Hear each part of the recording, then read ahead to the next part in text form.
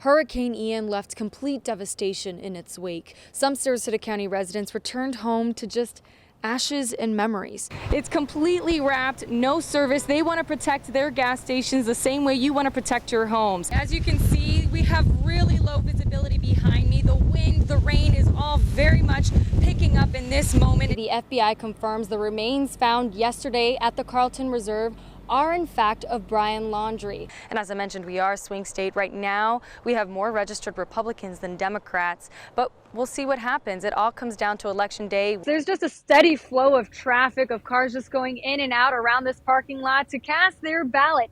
And the slight chill in the air is not stopping people from walking to the polls. Thousands in Cuba are fighting for their freedom and rights. And about 100 people are here on the Sun Coast supporting those people. You'll see on the door a sign that reads, Big Olaf Creamery will be closed until further notice. And it's because of a reason. They are linked to the nationwide deadly listeria outbreak. Florida is breaking records in COVID cases and hospitalizations. Manatee County Commissioner George Cruz was involved in a crash in April and got charged with a DUI in June. This is a layer of the roof. If you just look up there, that's where it came from. We already went through the storm. That part is over, but now we need to be extra careful when we're walking around outside our homes. We're celebrating the man of the hour, Jake Alardi. He's going to be going to the Olympics. This is an exciting weekend for the Venice High Indies. They're going to be going to their third state championship game. And just to give you some perspective, I'm 5'3". Ollie, how tall are you? So I'm 5.5. Crazy tall. He's towering over me. There are bees just swarming around me right now. This is what I've been waiting for all morning. Maybe not your typical breakfast items, but I know it's going to be delicious. I'm here at Bijou Cafe. Disney has steep prices, but who doesn't love a magical Christmas? I know I do. I'll probably be there. That's the whole goal of the day, is just to de-stress. So whatever works for you, do it. Today's your day.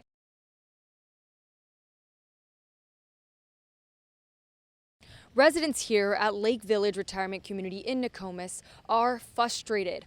All of the cleanup in the aftermath of Hurricane Ian is falling on their shoulders as they tell me management is not hiring help. We have a lot of people in their 70s and 80s that literally have to do all the labor themselves. There are about 400 mobile homes in this complex. Many of the renters who are over the age of 55 are feeling like they were left in the dust. No compassion, no caring, no understanding of our situation. They just want their money and they want it now.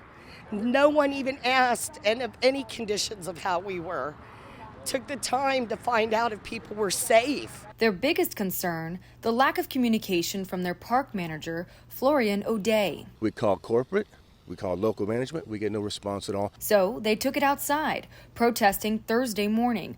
I was on property around 7:30, but 45 minutes later, management kicked me off property, but these folks here, they want to still protest, so they actually came outside with me to share their concerns. ELS, we need help. ELS. ELS, or Equity Lifestyle Properties, is the corporation that owns the entire mobile home park and oversees O'Day.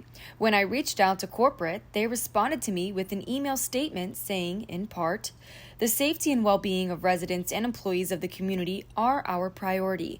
We arranged for street clearing crews to be at the property within 48 hours and had ground cleanup crews working at the property within a few days. But there is still debris on sidewalks and yards.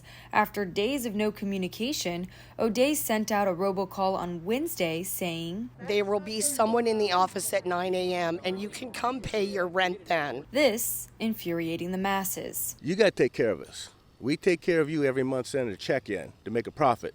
You got to start taking and putting some of that money back and helping our residents. Brian Brown, the HOA director of Lake Village, works with O'Day and says he's been MIA until 1 week after the storm. This guy, he's got to go. I mean, that's just my personal opinion. I know it's a bunch of other people's, but he just doesn't deserve to be the manager here. And ELS added in its statement saying the Lake Village manager was in communication with the Homeowners Association as soon as communication lines were available, and he was at the property as soon as he was able. In Nokomis, Annette Gutierrez, SNN, the Suncoast News Network. It's day 5 of the search for Brian Laundrie, and there are still no signs or any leads of where he is at. Earlier today, we saw his parents come and go from their house. It seems they were in Orlando today, but this is now officially a manhunt for Brian. Through the blistering heat and the mucky water, authorities won't stop searching until they find Brian Laundrie. This is a tremendous, massive land.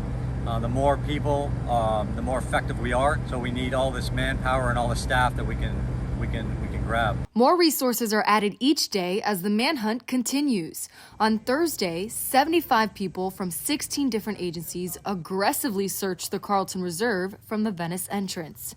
Broke them into different groups to do a line search and a grid search throughout a specific area in the Carlton Reserve. Swamp buggies are a key resource since 75% of the area is underwater. You're at higher altitude looking down and you can get into the deeper water, the deeper marsh. Back in Northport, Brian's parents were seen bringing home the Mustang that was towed away on Monday and then leaving again in their red truck. It's like, all right, you know, where'd they go? What'd they do? I have no idea. Terry Kiss has been watching the investigation unfold from her front lawn since Brian was reported missing last Friday. I hope that the parents get, you know, they get whatever they're hiding, whatever they're not saying and stuff. I hope it comes out. Kiss remembers when she used to see Gabby and Brian go for a run in the morning. She was a pretty girl, nice. They really seemed nice, jogging down the road. So it's just a shame. It's just a shame that kind of stuff has to happen. Others on the Suncoast remember her light too, at the memorial space the city of Northport reserved for Gabby. You never expect something like this to happen so close to home, right in our backyard. To see this much support for her in our own backyard, that's a really good feeling. Many people on social media have been following along this case and are asking why the search efforts are still at the Carlton Reserve. And Northport police responded to me saying it's because that's where his parents say he went. Reporting in Northport, Annette Gutierrez, SNN, the Suncoast News Network. The Summer Olympics just around the corner, and a skateboarder from Sarasota has punched his ticket to Japan. Yeah, so exciting. But this local skater had some help along the way. Annette Gutierrez reports. Jake Alardi is taking his skateboard from Payne Park in Sarasota to the world stage in Tokyo. Being from Osprey, I never thought I would go too far with skating. After going pro last November, Jake is skating his way to the top at the first skateboarding competition of the Olympics. Ever since I started skating, I knew I wanted to be a pro skater, so I've accomplished my dream of becoming a pro, but I never thought in a million years skateboarding would be in the Olympics.